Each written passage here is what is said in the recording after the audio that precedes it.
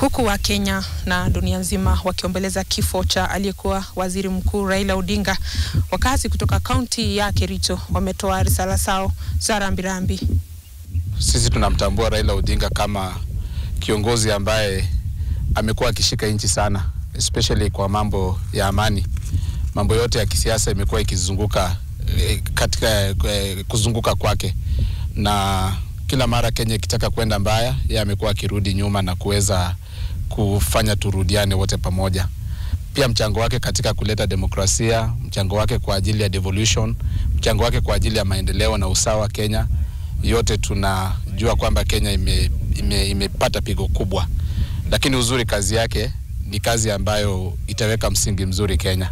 So tunalia kwa kumpoteza na tuna huzuni, lakini tunashukuru Mungu kwa kupatia Kenya mtu kama huyo.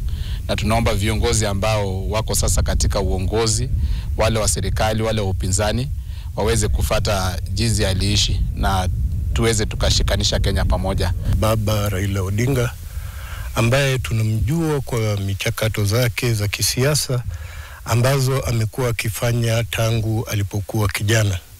Na tumeona kwamba mambo mengi ambayo yeye amehusika, mengi ilikuwa ni kuangalia nchi hii ya Kenya vile itakaposonga mbele, na tumepata pigo kubwa na kutakuwa na pengo ambayo haiwezi kuzibika hivi karibuni baada ya mzee wetu Raila kuondoka.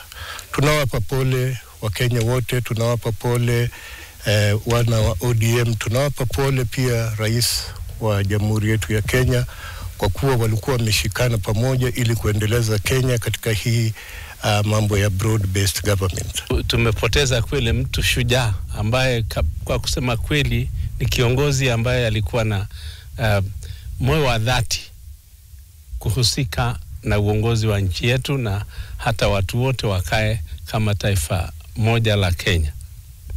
Raila Odinga amekumbukwa kwa mchango wake wa kupigania demokrasia ya Kenya.